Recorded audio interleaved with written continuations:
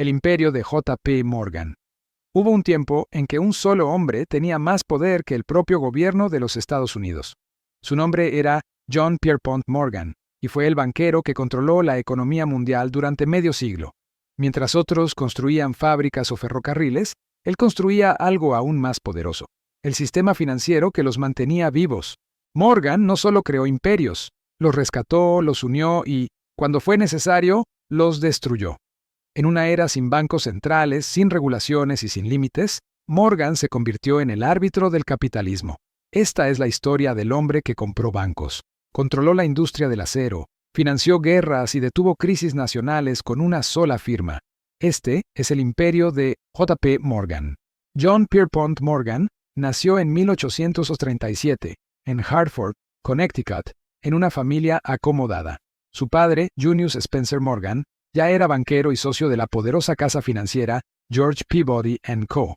en Londres. Desde joven, J.P. fue educado para liderar el mundo de las finanzas. Estudió en Boston, Suiza y Alemania, donde desarrolló un pensamiento metódico y una obsesión por el orden. A los 24 años ya trabajaba en Nueva York representando a bancos europeos.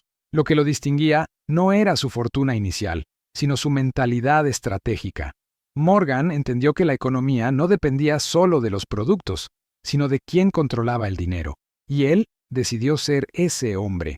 En la década de 1860, Morgan ya había fundado su propia firma, J.P. Morgan & Co. Su método era simple y letal: comprar empresas en crisis, reorganizarlas, eliminar competencia y devolverlas al mercado con ganancias astronómicas. Era la época de los grandes ferrocarriles, las industrias de acero y los magnates sin escrúpulos. Mientras Vanderbilt dominaba los trenes y Rockefeller el petróleo, Morgan dominaba el dinero que los mantenía en movimiento. Uno de sus primeros movimientos geniales fue financiar al gobierno durante la Guerra Civil. Vendió bonos y equipamiento, obteniendo ganancias millonarias y, sobre todo, influencia política. En 1871, formó alianza con Anthony Drexel, creando la poderosa Drexel Morgan & Co., precursora del actual J.P. Morgan Chase. A partir de ahí, Morgan se convirtió en el centro del capitalismo estadounidense. J.P. Morgan tenía una obsesión: el orden. Despreciaba el caos económico y las guerras de precios entre competidores. Creía que el progreso solo era posible si unos pocos controlaban el sistema. Así, comenzó a racionalizar industrias. En 1892, fusionó varias compañías eléctricas para crear General Electric, que dominaría el sector por más de un siglo. En 1901, logró su hazaña más ambiciosa: compró Carnegie Steel Company a Andrew Carnegie por $480 millones, una cifra récord para la época. De esa fusión nació U.S. Steel, la primera corporación en la historia valorada en más de $1,000 millones. Con ese movimiento, Morgan no solo superó a Carnegie, sino que consolidó el primer monopolio industrial global. Su firma controlaba bancos, minas, fábricas, ferrocarriles y navieras. Era, literalmente, el banquero del mundo. Pero el poder de Morgan no se limitó a las empresas. En 1895, el gobierno estadounidense enfrentó una grave crisis de oro. El tesoro estaba al borde del colapso y la nación podía caer en default. Sin un banco central que interviniera, el país recurrió al único hombre capaz de rescatarlo: J.P. Morgan. En cuestión de días, Morgan reunió un consorcio de banqueros y aportó $65 millones en oro para estabilizar la economía. El país se salvó, y Morgan se convirtió en un héroe nacional, y también en el hombre más poderoso del planeta. Años después, durante el pánico de 1907, una nueva crisis financiera amenazó con destruir Wall Street.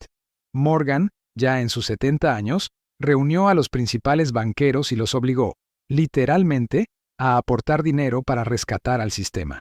Durante 3 días y noches sin dormir, dirigió la operación desde su biblioteca en Madison Avenue. Cuando el mercado se estabilizó, el presidente Theodore Roosevelt reconoció que Morgan había hecho el trabajo del gobierno. Ese evento fue tan impactante que llevó a la creación de la Reserva Federal en 1913, el banco central que reemplazó el rol que Morgan había cumplido solo. Morgan no solo acumuló poder financiero, también fue un hombre de gustos refinados. Amaba el arte, los libros y la historia. Su residencia en Nueva York era una mezcla de museo y fortaleza, con obras de Leonardo da Vinci, Rembrandt y Rafael. Fundó la Biblioteca Morgan, hoy uno de los tesoros culturales más importantes de Estados Unidos. Sin embargo, pese a su riqueza, era un hombre reservado, con carácter explosivo y presencia imponente. Medía más de 1,90 y tenía una nariz deformada por una enfermedad de la piel, lo que lo hacía aún más intimidante. La prensa lo retrataba como un monstruo del dinero, pero sus socios lo describían como un estratega brillante y un líder justo. En su mente, el dinero no era un fin, sino un instrumento para imponer orden al mundo. J. P. Morgan murió en 1913 a los 75 años, mientras viajaba por Roma. Cuando su cuerpo fue trasladado a Estados Unidos, el país entero se detuvo. En su funeral, los principales empresarios del mundo asistieron en silencio. Su fortuna personal era de unos $80 millones, menor que la de Rockefeller, pero su poder real había sido incomparable. Después de su muerte, su imperio bancario se transformó en JP Morgan & Co., base de lo que hoy conocemos como JP Morgan Chase, uno de los bancos más grandes del mundo, pero su influencia fue mucho más allá del dinero. Morgan definió el modelo financiero moderno, impulsó la creación de corporaciones globales y demostró que la verdadera riqueza no está solo en el capital, sino en la capacidad de dirigirlo. Hoy, más de un siglo después, su nombre sigue siendo sinónimo de poder, control y estrategia. Así se construyó el imperio de JP Morgan, no con fábricas ni petróleo, sino con inteligencia, visión y la fuerza invisible del dinero.